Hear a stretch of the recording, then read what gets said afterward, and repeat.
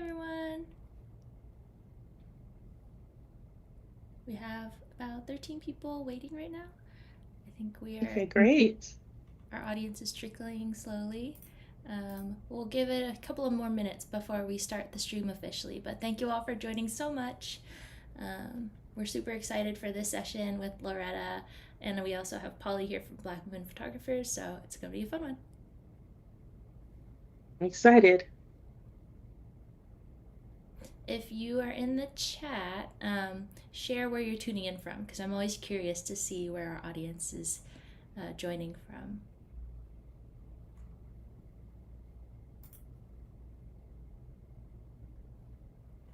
There's a lot of people saying that they're first in the chat. There's like 3 or 4 of them. Ooh, someone's tuning in from Detroit. Nice. Charlotte, Atlanta, another Atlanta, a lot of Atlanta. Philippines, Maryland. Oh, there we go. Philly. ¿Cómo está? Baltimore, Toronto. Nice.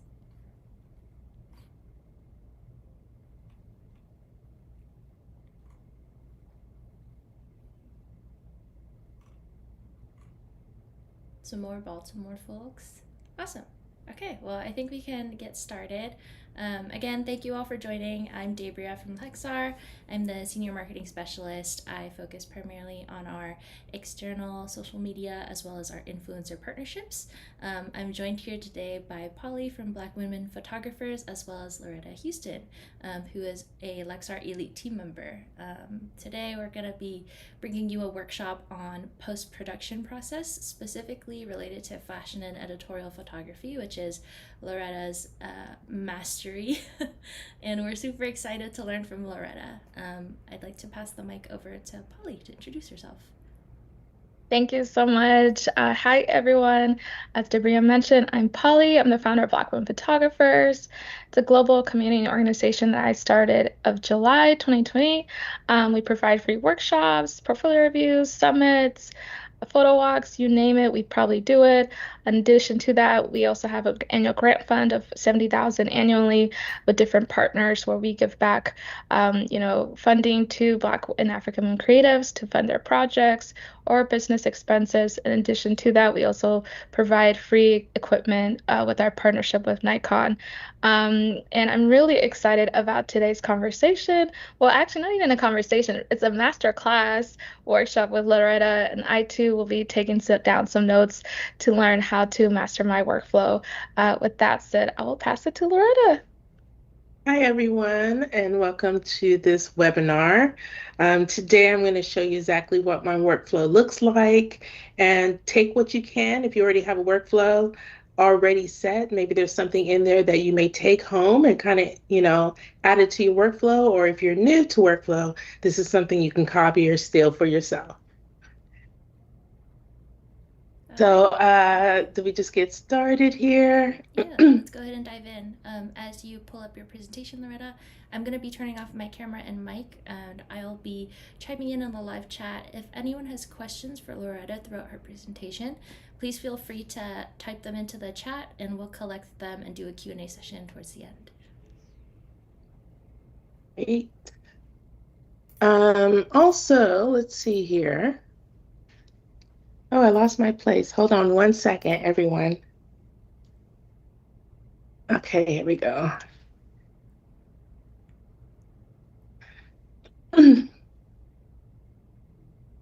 So I'm pulling up my presentation, and I will go ahead and share my screen here.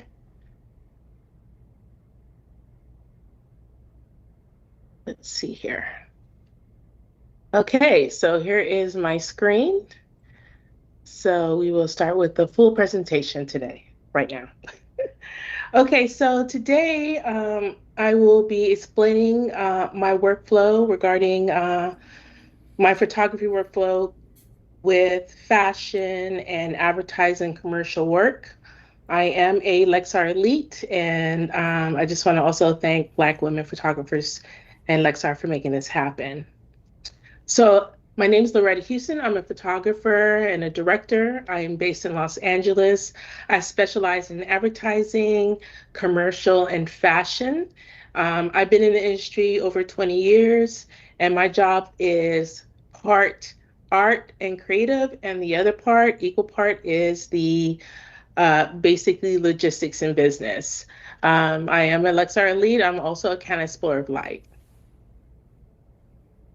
So I want to go ahead and showcase some of my favorite work. I will bring in my Instagram here. I've always told photographers that your portfolio website is your main portfolio. And anything on social media, such as Instagram, is just an extension of your work and kind of more of like your creative freedom to create whatever you want that won't be in the main portfolio. But it shows clients or people that want to hire you how you can be more creative and think on your own if you get creative freedom from them. So here's some of my favorite work. So this is Val. I recently shot her. This was shot with a beauty dish. Also, this is great. I wanted to show clients that anybody can take this picture right here and make it an ad, meaning they can slap a perfume here and have it be a perfume ad. They can also, this can also represent makeup or wardrobe. So I wanted to show clients that it's possible to hire me to do your advertising commercial shoots and get this type of level of photography.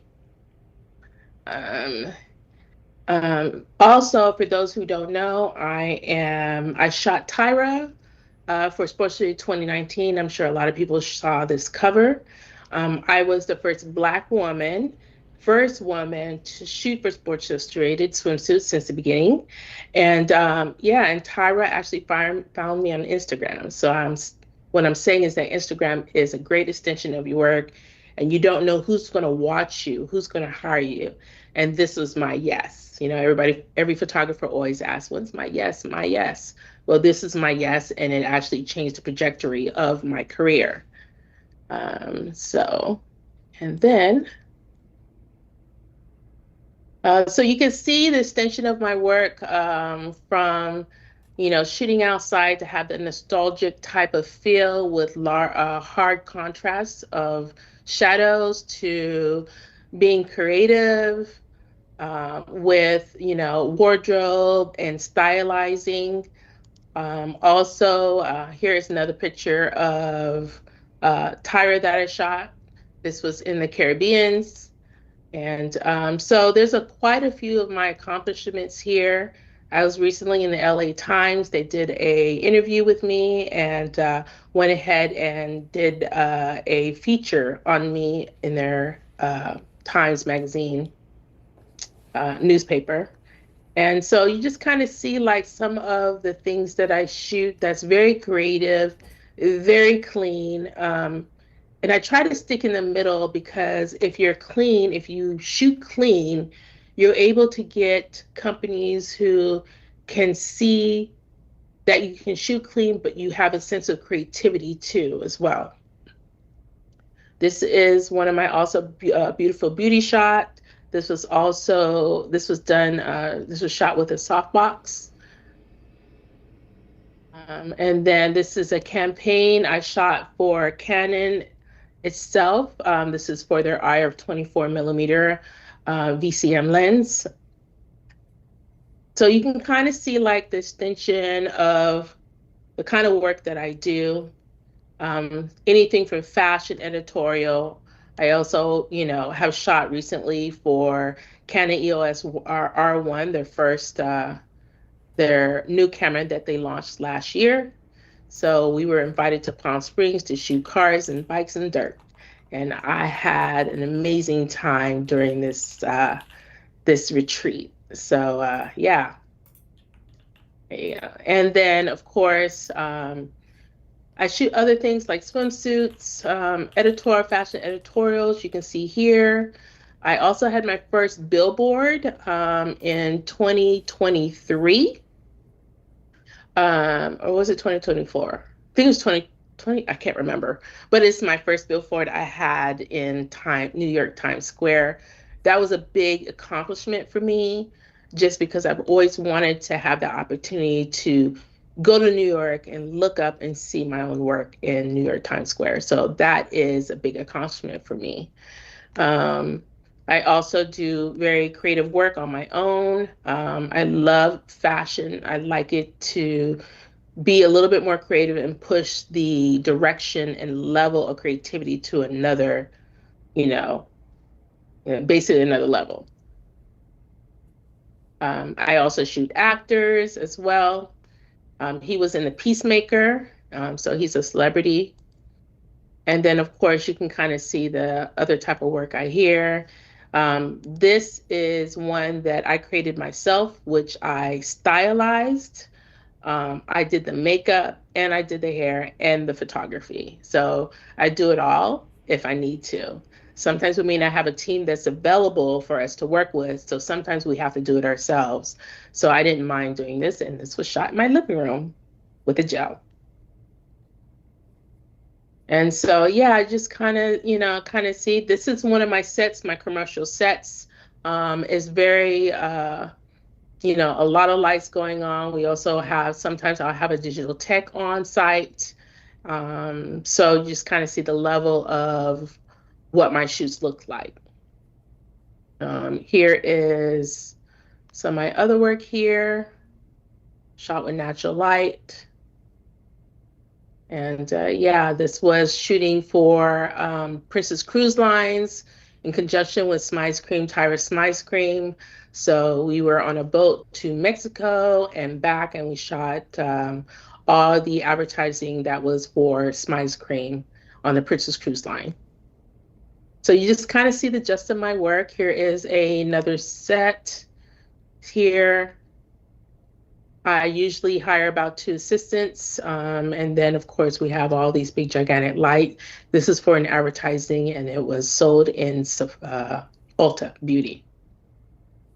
So you see the tether here, the big lights, the monitor here, and all that good stuff. So I just wanted to kind of come in here and show a little bit of my work. Also, I will go ahead and share a little bit of my website as well. So this is my main portfolio. And as you can see, I did a lot of shots with Tyra Banks, Karen Millen. I've also shot for Dancing with the Stars, which that was also a pivotal moment for me on shooting for TV. So of course you see Neve, and these are some of the images I've shot for Kenning as one of their campaigns as well. So I have POS, which is the point of sale. This is usually on the, cash registers you may not see, where, they'll show in front of the cash register, we accept, cash, Visa, or Discover. So you just kind of see everything. I've shot for MAC Cosmetics as well. So, and I love shooting beauty and the details of it. So these are just a quick, I'll just skim through these real quick, and then we'll start the workflow here. This is some of my lifestyle and commercial shots I've photographed. So you just kind of see the vibe is a little bit different. It's more relatable. Everybody's happy. When you look at the picture, you want to be her. You want to be, in that environment. So I usually have this as my commercial work, some of my commercial work here. And then, of course, I have the swimwear that I'm known for from Sportswear Swimsuit, and that is loading. And yeah, you can kind of see it here. One of my favorites is also shooting Winnie Harlow. She is just a beautiful canvas. So you can just see the extensions of all my work here. And then, yeah, so that is my portfolio and some of my favorites on Instagram. So we'll go ahead and continue with the presentation here.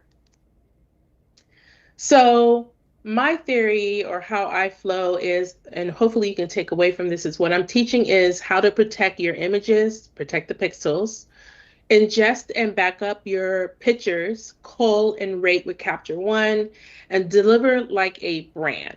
And I'll be teaching that today. So some of the problem solutions I have for this, if you feel very overwhelmed, create a tree folder for your clients so therefore that you know where the folders are, where the pictures are, and basically creating it like a story. If someone to open it up, they know where everything is and how it's done. You may have slow decisions in trying to figure out what pictures will look right, what doesn't. And so you want to be able to have a star rating on this, which I'll show you via Capture One. And then if you're inconsistent with your delivery, you want to use templates of emails. So therefore, you don't waste time trying to write out emails when you just copy the email and then send it to the client as a from the template. So for the card IDs and retirement policy, I usually label or card ID my SD card and CF Express cards from Lexar, and each one of them has a name. So I use Lexar 01, Lexar 02, and so on, so I know I can track where the images are. I also have a swap rule, which means that you rotate at 80 and 90% full of your memory card. So do not wait. And believe me, I went through this and I've actually lost images several times before learning the lesson, is that you never want to fill up your memory card to 100% because that may cause some silent errors and you may lose that whole card of images. So you want to make sure you only rotate at 80, 90% full. And then anytime you get a memory card, you want to be able to retire any single error. So if any error comes up, don't even try to fix it, just retire it, bring it to the grave and bury it, okay? And then get you a new card. So for camera slot offloading, so right now, yeah, I'm showing you that I have a 2-card slot on the R5, Canon R5 Mark II. So my thing is, if you have a 1-card slot camera, you want to make sure you offload that periodically. So don't put 1 terabyte memory card in there and work through the whole day with that 1 memory card. You want to be able to offload those cameras, those images into maybe a 30 gigabyte card or less. So therefore, if something happens, you're not losing, you don't have a copy, so you don't have a second slot. So you want to make sure you protect those images, and so you keep swapping memory cards and just make sure that you get a 32 gigabyte or less on a 1-card slot camera. I also have an empty versus full memory card. So basically, any empty cards that I put in, you know, I have like a memory card, like a little memory card zip up where I actually put all my memory cards in CF Express. In that, I usually know what's empty and full. So if it is an empty card, the label's up. And if it's full memory card, the label is down. So that's kind of how I feel, you know, instead of trying to go through each memory card and trying to figure out if there's any images in, it's already done for you. I do not do in-camera deletes. The only reason for this is that I made so many mistakes by that, and I've lost so many images because I deleted the wrong images. So you want to be able to just shoot ongoing, don't even think about what you did wrong in the memory card, and then delete it after you've backed it up several times. And then I also am guilty for this as well in my past, where I used to adjust whatever I wanted, such as exposure, you know, lighting, contrast, all that good stuff in card. And then I've lost certain images that are related to the ones I've retouched. So, you know, just don't do it. Just make sure you have a backup first. So what I use here is to transfer files. I usually have a 1 terabyte CF Express card, and then I will usually use a 1 terabyte SD card. I also have a Lexar CF Express card reader because I usually use this a lot more than the SDs. And then I also have the Lexar SSD, so you'll find all the information here. And if you have any more information or any questions regarding this, you can answer it at the end with questions and answers. So here's my ingest flow. So if I'm using a regular SD card, it will start with offloading it into a laptop and then backing it up with a portable temporary SSD. And then when I get back to the office, I will also offload it on my computer or hard drive or both. So if I do work with the C Express, then in between here, I will have a card reader that will basically offload the images to laptop. So I will have one memory card. I have a 2-slot camera. So I have one extra card that's going to be my backup already. I'll have a backup on my laptop. I will also have a backup on my temporary SSD, and then I'll also have a backup on my computer desktop. So I will be safe if I lose any of the images either way. So here is my 3-2-1 backup, which is basically you want to have 2 external drives and one cloud offsite. So usually I copy the folders into 2 HDD drives, or some people may have NAS, but I just use 2 external backup drives. One I work from and one I back up. Or if I have something in my computer that I'm working on my desktop, I use Blackblaze to copy my desktop, and I use Dropbox as another cloud extension of copying. So, 2 external, your house might be on fire, there might be a flood, and something happens to your external drives, you always will have another copy on a cloud that you can download it. So here are some couple of companies that have online clouds. Dropbox is my number one. This is what I use. There's also iCloud, you have Google Drive, and then Blackblaze, which I use as well. I use Blackblaze just for my desktop specifically that can quickly save the images, and then I back up the Dropbox at least once a day. So I want to be able to show you my cloud here. So let's see.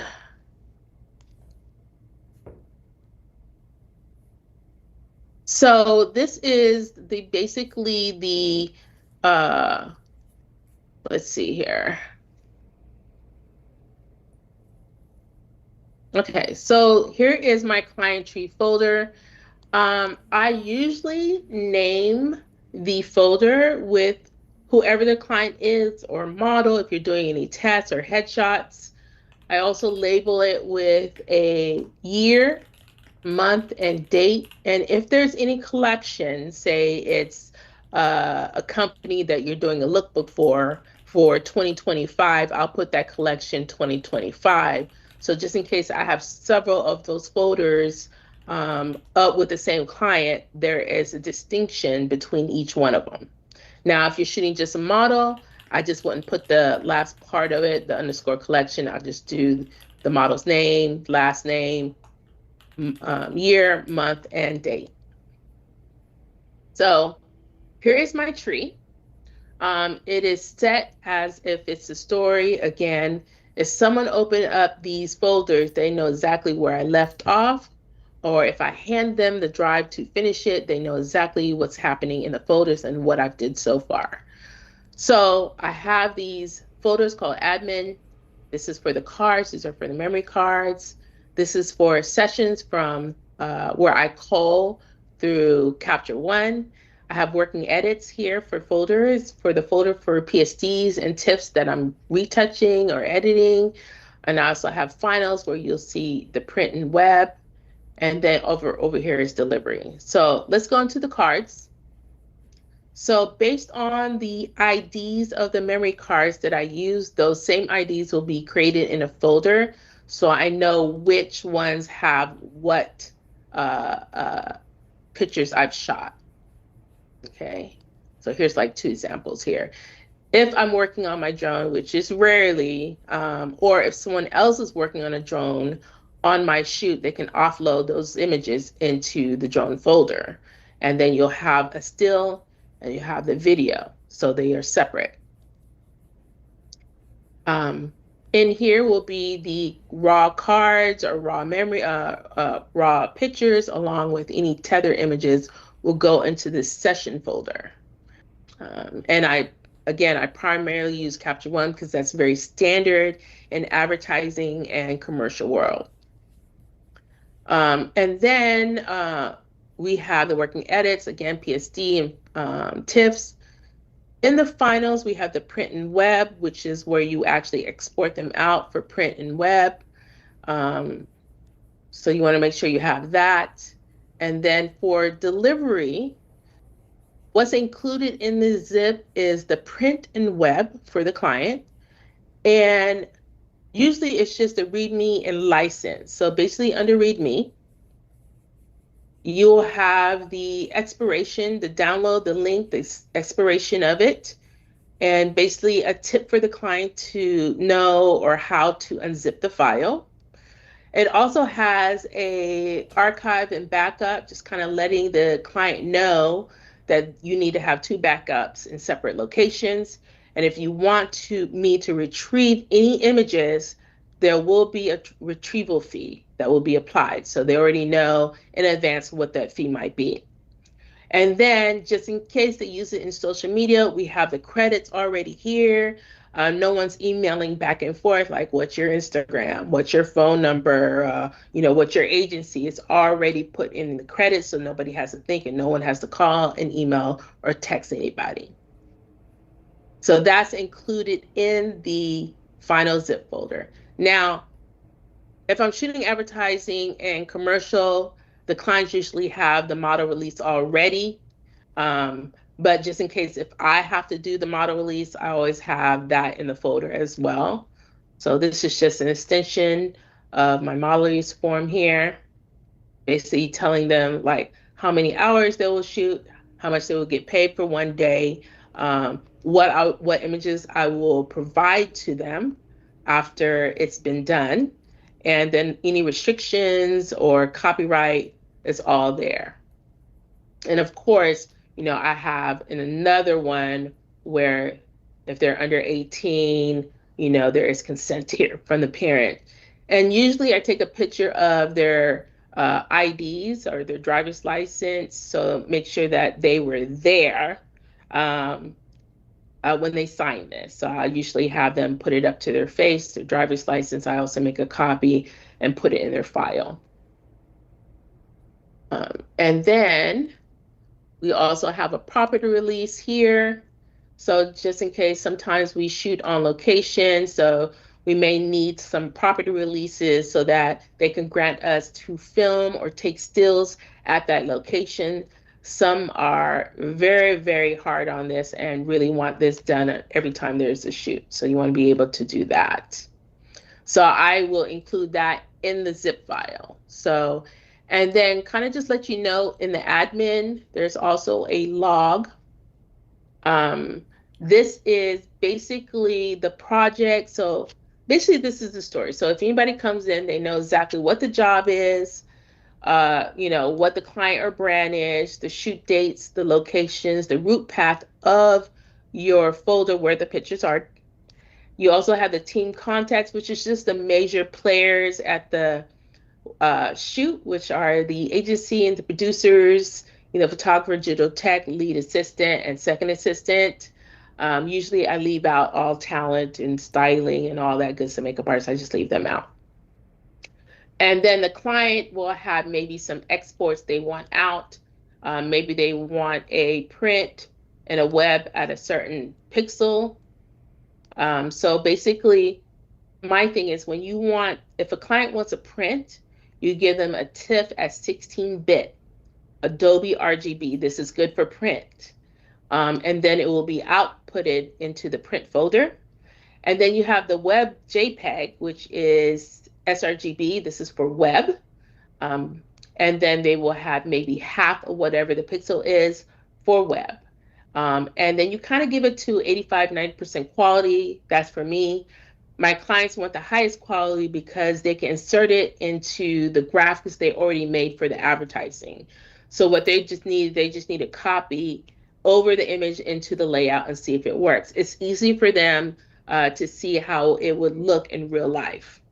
And then, of course, after it's done, you want to make sure, you have a client approval, the name and date, when you sent it out, and then what method it is that you gave them. So some of my commercial clients or advertising clients will maybe want a hard drive, or a portable SSD, where I will offload the images into a drive, but just only JPEGs. So therefore, I don't have to upload it to a cloud to give them a link. I've handed over the drive. And, the JPEGs, they just don't use it. They just use it just for layout and to view which ones, from selects. So, and then also I may send a method where the link is Dropbox, and they kind of view it from there as well. So that is my tree. So let's go into the presentation again, and we will go in here. So before I show you my calling workflow in Capture One, I just want you to keep in mind these common mistakes that a lot of photographers make. I've did it too, and I've learned a lot of lessons through it all. So before you call, you want to make sure you have several backups, whether it be to your desktop, an SSD, and your laptop, or maybe your 2 hard drives, one working, one external, or maybe you have one on a hard drive and then you have one on cloud. Always have at least 2 or 3 copies just in case things happen. And things do happen. Things do happen. I've lost a part of a shoot on a rooftop because there was not a backup, and the tether cord was bad, and I lost pretty much half of the shoot of the day. Lost a client, but I got him back. So yeah. And then also we want to be able to fix and post when not fix and post. A lot of photographers, including me, I'll say, hey, I'm just going to fix it in post, right? But you waste a lot of time in that. You need to call to intent, meaning that it's almost there. There's not a lot that you need to retouch other than the model or clothing or a little bit of the landscape if you're shooting outside. So when you cull, also, you don't want to have a star inflation. That means that you cap everything at 50% at 4 stars. And then 5 stars is basically 3 to 5% for 5 stars. So you don't want to be able to give the client, 200 images. You want to have, let's just, for instance, I have 350 pictures. I will cull that down to maybe 50, and then from there call it down to maybe 10. And then also you need variety. The variety is not just moving the model's face inch by inch. We want to be able to show some variety in perspective when we actually cull images. And usually some of my clients also follow up with a shot list, exactly what they want. So therefore, I will star those as well. So here is my culling. So I'm going to bring up Capture One here. So in Capture One, I want to be able to import the images I've shot on my memory card from Lexar. So I'll go ahead and create a new session in Capture One. In there, I might just say, we'll call the company, we'll just call it company. And then we will underscore it. And then we will also have the month.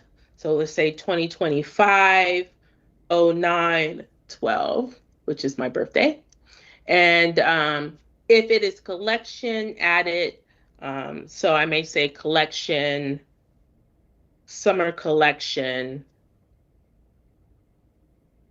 2026. Okay, I'm shooting ahead of time.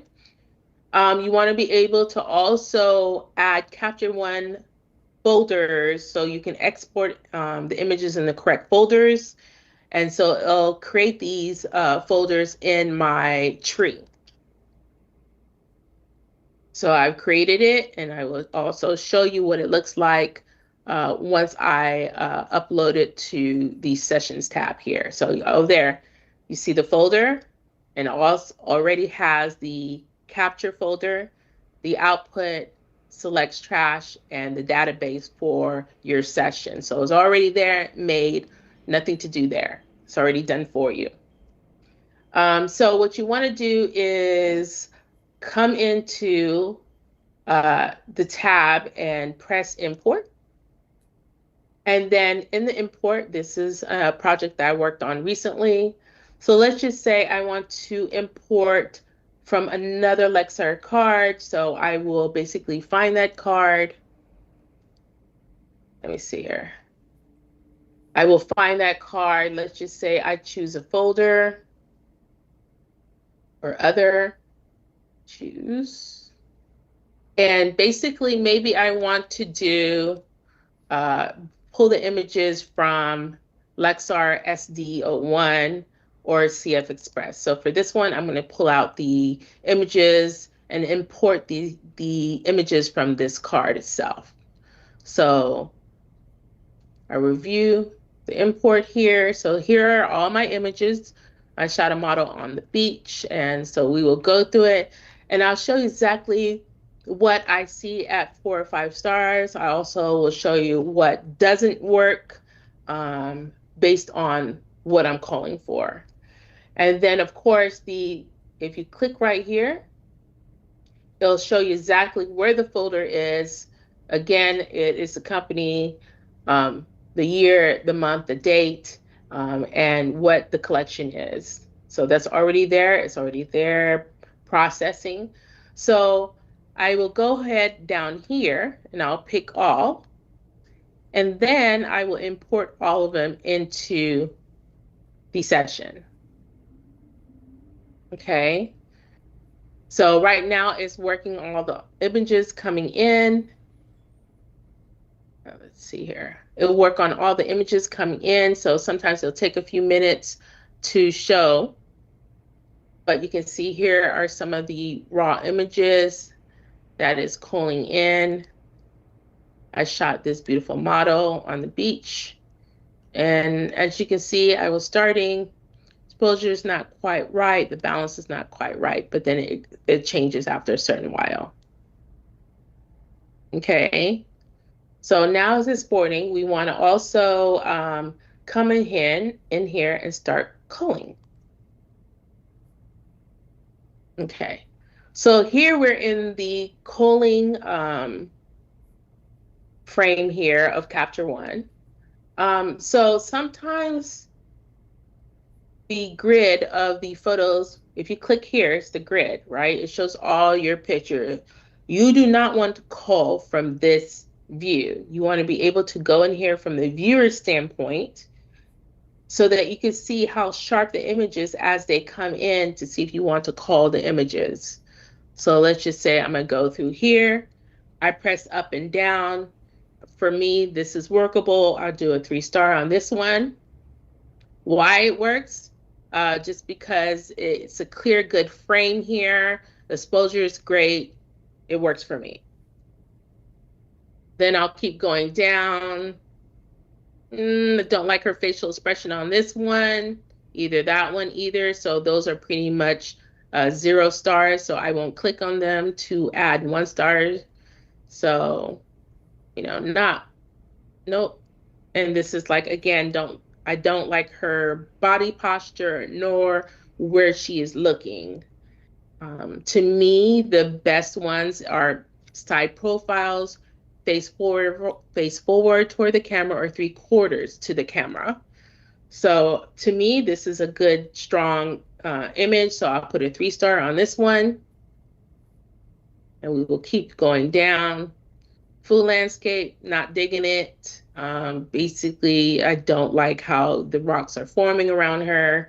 And it just takes away from the model. So that will not be used. Same here, don't like her facial expression, where her face is going, and basically where her hands are landing on her hip. Maybe usable, so I may put a 2 on this one. I may come back and re-edit it, or maybe use it for something else. And we keep going. Usable, so I think this is a strong image based on how sharp she is here. I can see her eyes, pretty sharp, and her texture of her face. So this may be a 3 for me. Don't like her where her eyes are going, so that will not be a usable image for me. Same here. I'm okay with this, but not digging it in order to put a 3-star on it. Okay, we're coming here. So this is great for me. Again, we see how sharp the eyes are in here.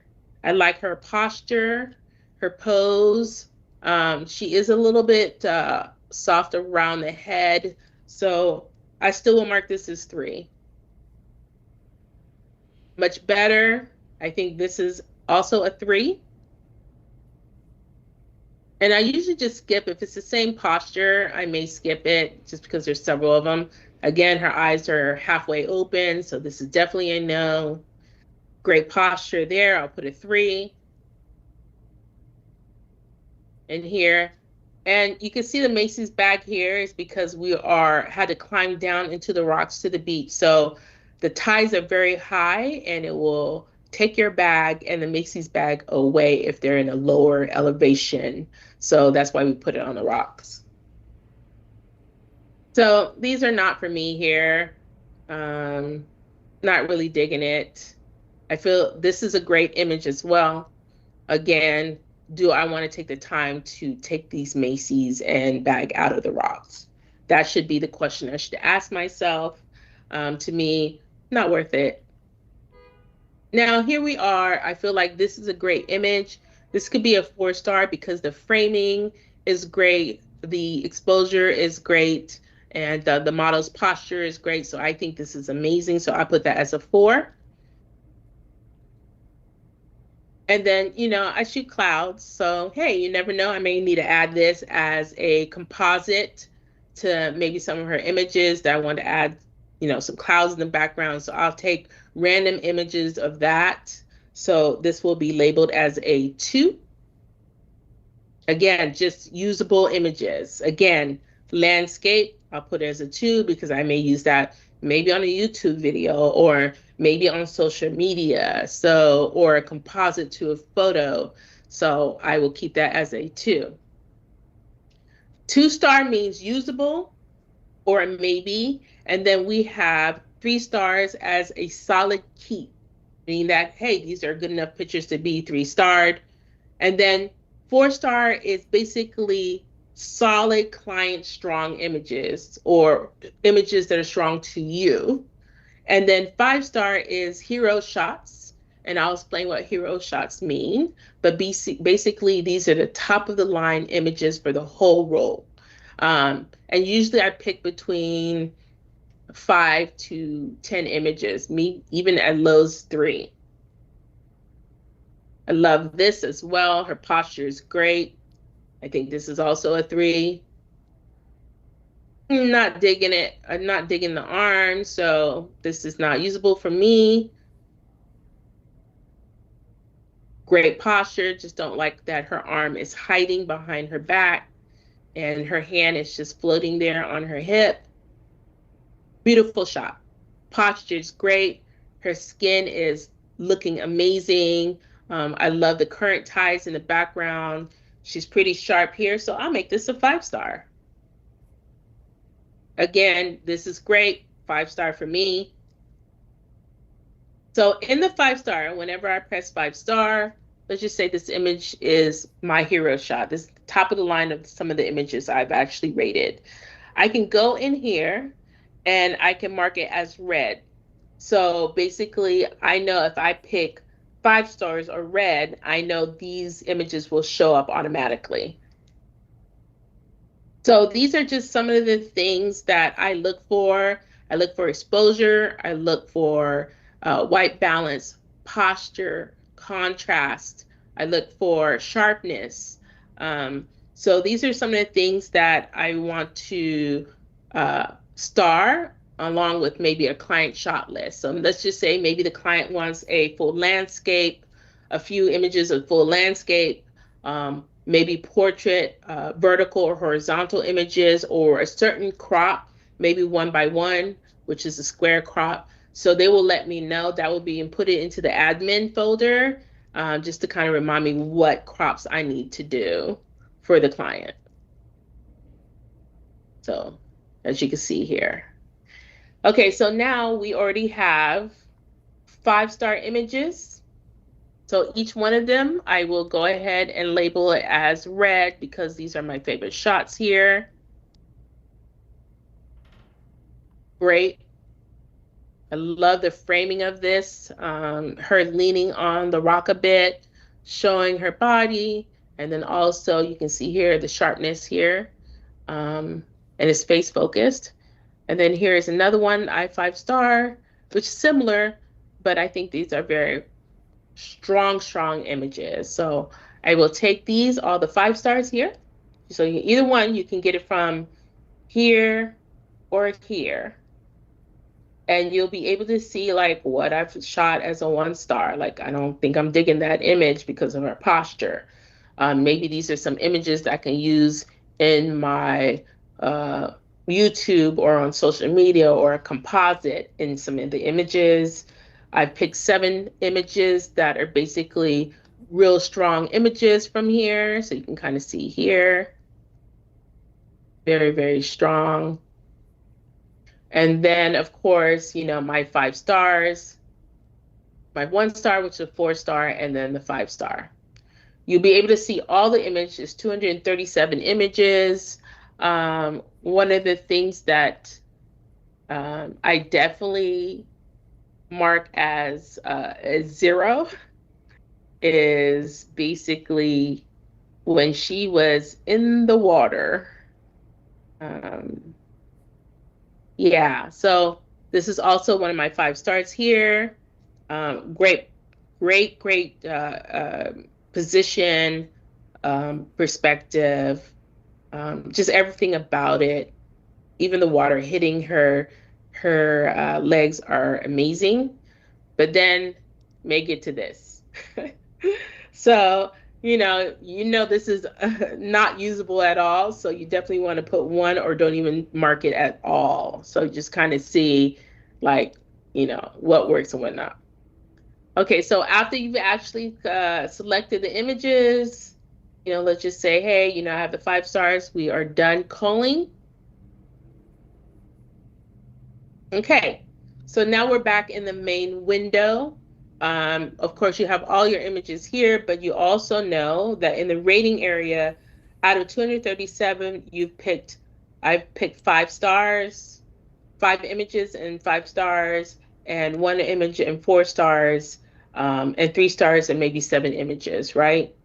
I usually only export the 4-star and 5-star because those are solid keeps. For me, these are my perspective on the 3-star, what I think is strong, but not be, maybe it's not client strong, right? So I will pick, export maybe the 5 and 4. So let's just export the 5. And then we'll go ahead and export it here. So we'll click on this button in Capture One called Export.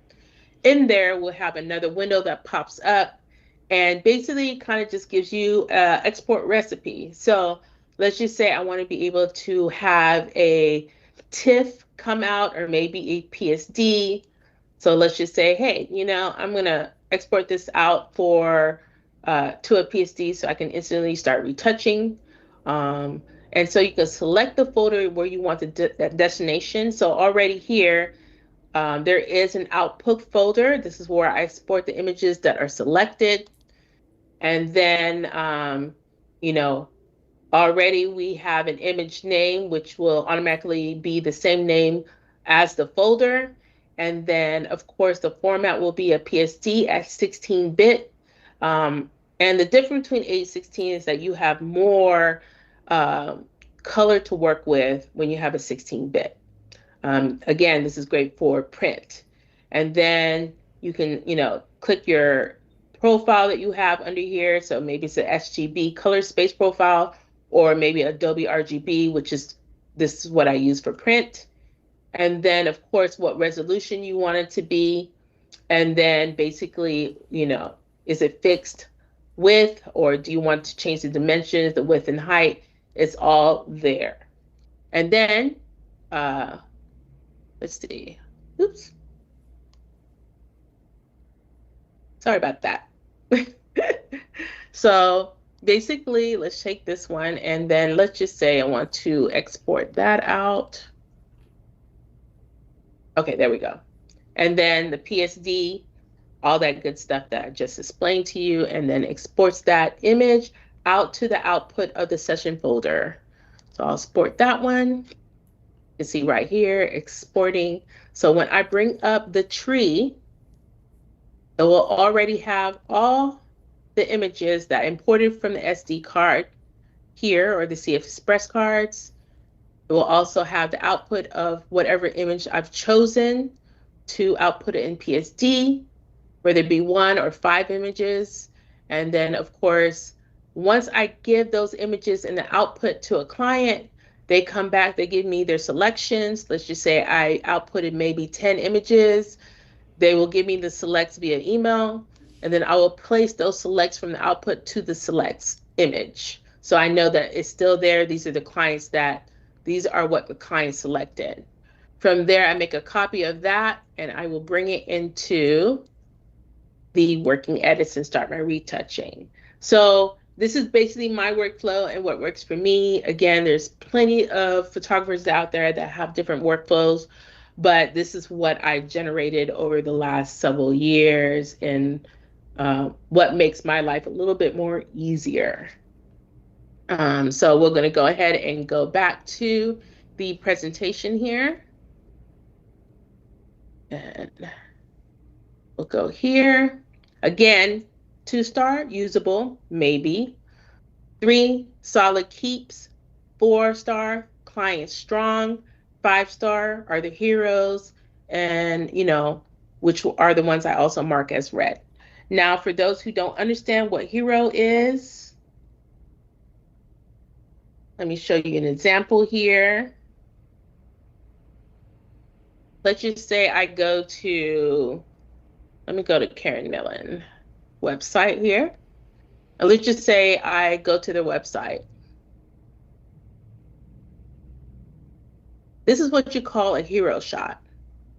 This is usually the main image that leads you into another page on the website. Okay, so maybe they're doing a collection for 2026. They have the 2025 winter, so they have the leather and wool. But this is the image that is formatted for hero. So this leads you into another page where actually will have all the lookbook images in there. So that's when I say hero shots. These are what are really important to advertising and commercial clients. So I just want to kind of put that out there. And also for those who don't understand usage, let's just say in the final delivery, we have a README or a license here. This gives a synopsis of what they've actually signed up for, what they're paying me for. You have media, which is the usage or license. And let's say maybe they want web. They want to use it for web or social. Maybe they want to do an advertising out of home. This is what you call billboards here. Okay. Or this will be in retailers' businesses. Okay, where you walk in and you see advertising either on the window, or when you go in, you see them against the wall. Maybe for print, maybe they're using it for their marketing material. Also, maybe a packaging that they would do when they send out to all the potential people who buy their products. And then, of course, you have the POS, which is a point of sale. I'll show you exactly what that means or what that looks like. You also have the territory, is this for US, North America, or is it worldwide? What is the term, which is 12 months from first use? And then is it exclusive? Some clients will buy out the whole shoot and pay a lot of money for it so that no other people can use the same images. And then, of course, start. What day does the usage start? And the embargo date, which is where it ends. And then, of course, you have the client, which is the copyright of the client, and you as a photographer. So I just kind of want to quickly go over that. And then we get back to the presentation here. And then here is delivery like a brand, deliver like a brand. So for me, these are templates that I use. Here's an example of an email that I give to each client. This is a template for delivery. And I put like a fake name, Lori. Your final images are ready. Download the zip file here. Here is the link. Inside, you'll find the web and print folders, plus a quick license and README. Please note that the link expires on October 10th, whatever, 2025. Let me know if you need alternative crops. Happy to help. Laretta. So all I have to do is come in here for each template, just change the link, change the date, and that's it. You send it off within like 3 minutes. And so this kind of gives you a delivery kit checklist list right here. And this just shows that you're very professional and how your delivery is. No one has to question where's the link. No one has to question, where the web and print folders are, what their license or usage will be. There's also expiration date. So this is very professional in my eyes. So yeah, so that ends the webinar and my workflow. You're able to copy, take what you need, or just steal it. It's up to you. Just want to make everybody's life a little bit more streamlined. Okay, so I guess we're ready for questions and answers. Awesome. Yeah. Thank you so much, Laura. That was incredible. You are such a treasure trove of knowledge when it comes to commercial and advertising photography. This is a phenomenal session. And I think that everyone can agree. We do have a couple of questions in the chat. At the beginning of the webinar, you mentioned a couple times shooting clean, and a lot of people were asking what it means to shoot clean and how that impacts the rest of your workflow. So let me bring up, so for clean, I'm able to shoot advertising commercial, but I'm also creative enough in lighting to shoot something creative. But it is something that is marketable that any client can use as long as it's not overly creative, meaning that, we don't have any gels, a lot of gels going on. We don't have extreme shadows or something a little crazy, because to them, advertising commercial, they can't see that. When they see that, they don't see their image on there. So as a photographer, I always kind of just seem to just go on that fine line in between clean and creative. So it usually works. That's awesome. Thank you. Someone else asked, how do you go about building a team or working with a team to create those test shoots and portfolio, building projects for when you have no budget or no money to pay them for help? So I usually seek out, so when I first started as a photographer, I first got a makeup artist, and I usually seek them on social media. Maybe I follow someone that has a great makeup artist, or I'll seek a makeup artist within my town that I live in. And just say, hey, I love your work. I'll write them a DM or email them and just say, hey, I love your work. I want to see if you want to work together, create some creative projects to add to our portfolio so we can actually get more clients. And most of the time they say yes. They're like, okay, great. They'll look at your portfolio, see if they want to work with you, and be like, yes, we go ahead and start working. I also do that with stylists, and I do that with hair.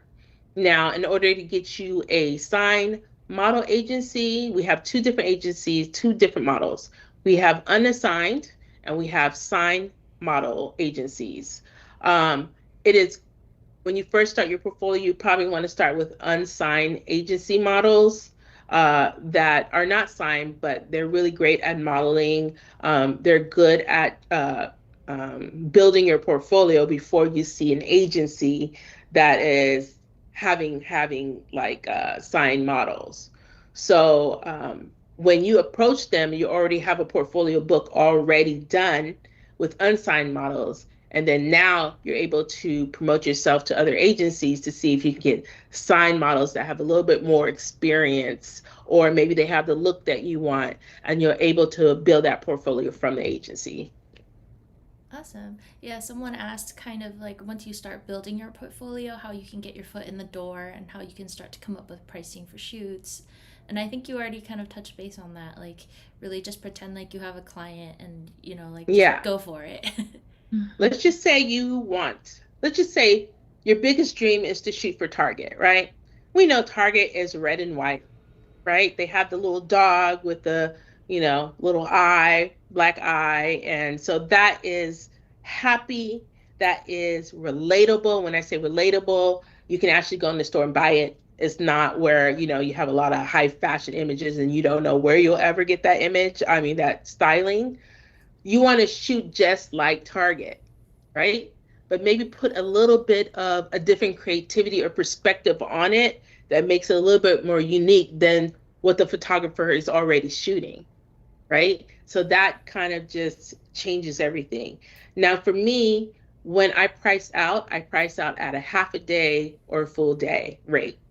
I don't do hourly because and it works for certain things. Like maybe it works hourly for when you shoot portrait shots, family shots, stuff like that.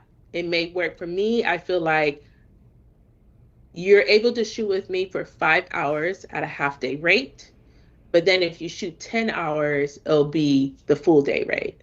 So let's just say I shoot a half a day. Let's just say my day rate is 6,000, right? I charge client for 6,000. It's just art creative. That's not including equipment. That's not including talent. That's not including the team. This is just my take home price, right? If you do a half day rate, let's just say I always psychologically don't do it at 3. I will do it maybe at 4, because if you see 4 and 6, you're more likely to choose a full day rate because you'll get the worth of it, the most of it. So psychologically, you want to price your half day rate a little bit more than usual, but almost close to your full rate. But then that will tell them, hey, maybe I should do a full rate to get the best out of all of it, And so that's how much or how I would actually price. Yeah, that's incredible. Another question is, what's the best approach when it comes to finding an agency as a fashion or commercial photographer? Go viral. So agencies don't look for you. They have a specific, some of them have specific emails where they never answer those emails. And they have a ton of photographers who are trying to get signed. What you need to do is create great work, whether it be video or stills, and make it go viral. Maybe you choose a concept that, is so creative that you start having all these people look at it on Instagram, and eventually that will get to them and like, oh, this is very creative. We don't have someone on our board like this. Maybe we'll sign them. Also, agencies go off referrals. So let's just say there's another person they know that has talked about a photographer, and maybe they start looking at the photographer and just say, hey, maybe if they've worked with them, I could work with them too, and they put you on the board. But the best thing to do if you seek agencies, you want to be able to look at what's already on the board. Is anybody shooting just like you? Because if they're already shooting just like you will not get picked up. Their board is very selective with different type of photographers shoot different things. So if you find someone that has the same type of aesthetic as you will never get a reply. Being unique is definitely the challenge. But that's also why we're creatives, right? Like you always want to find Right. a way to stand out and express yourself. Yes. I think this is going to be the final question. It's kind of a two-parter. Someone asked, what would be the value of marking something one if you know that you're not going to use it over not marking it at all? And someone else asked, what do you do with all the photos you don't use or need? I still keep them. I don't delete anything, even if I've only did the 3, 4, or 5 stars. I still keep those. I don't know. I just keep my images. I don't delete them. I don't know if there's maybe something I'll go back 5 years from now or 2 years from now. I was like, you know what? I want to retouch this image, for my own personal reasons, not the client's reasons. So I keep those 3 stars. If I mark 1 star or 0 star, I don't really use 1 star at all. If they're not in between 1 or 0, I don't even mark them at all. So, and again, 2 star is just usable where you may be able to composite some images like the landscape or the cloud or, a specific, I don't know, anything specific that you want to use. Yeah. We did get a couple of more questions trickle in at the end, so we'll do one more. Someone asked you, client requests or needs ever influence or change elements of your workflow? All the time. I think so. When you shoot for advertising commercial, you are pretty much going off the creative direction from the creative director and art director. They hire you for your professionalism. Maybe I'm good at posing and they need a photographer who will help them pose their models correctly without frustrating them. Maybe they want to elevate their photography a little bit more. And at the end, after I've shot their shot list, maybe at the end, they're like, hey, Laretta, you have creative freedom. Shoot for about good 30 minutes, whatever you want to shoot. And most likely they will take one of those 2 images and add it into their shot list. So it just depends. Yeah, well, thank you so much for your insights, Laretta. We do have some questions that didn't get answered in this session. We're going to have this workshop available in a live replay format, and we'll also share a blog on the Lexar website with some answers to the questions that weren't answered in this format. So please do stay tuned. Follow us on Lexar for updates on when this will be available, as well as the blog. Follow Laretta, keep in touch with her and see all of her beautiful work. And also follow Polly and Black Women Photographers. Support the community that is able to uplift the photo community, especially Black female creatives. Anything else from you, Polly or Laretta? No, I'm here to help. So I will be checking on questions under the YouTube video, and I will try to answer every one of them. And yeah, I will be there for any questions you have. Thank you. Awesome. Anything else from you, Polly? No, thank you, Laretta. That was incredible, just amazing. And I really hope people do take you up on your offer on help. This is a person with a wealth of knowledge. And when people say they can help and they can reach out, please actually do reach out, because 9 times out of 10, most people don't because they're scared or whatever. No, just reach out and use, this kind offer from Laretta to, advance your work and your growth. So thank you so much, Laretta and the Lexar team, for making this possible. And just a little thing is that when I started photography in 2016, I didn't have anybody. I didn't have a mentor when I started. And the one person I did only lasted a few months. Just because I elevated that fast in photography. So there was not a wealth of knowledge out there. I mean, we just started the internet around that time. So that's how old I am. We didn't have the vast internet with a lot of information. So a lot of stuff was gatekeeping back then. But there's so many people out here who just really want to learn, and why not share it? You know what I'm saying? I didn't have that when I actually started as a photographer. So I feel that the need for me is to basically answer some of those questions when I have time. And just show you how easy it is to get to a certain level that you want to. So that's it. That's all I have. Amazing. Thank you, Laretta. Thank you so much for being a resource. Thank you all so much for joining. And again, stay tuned for all of this when it's ready for replay. Have a good rest of your Yay. day. Bye. Bye.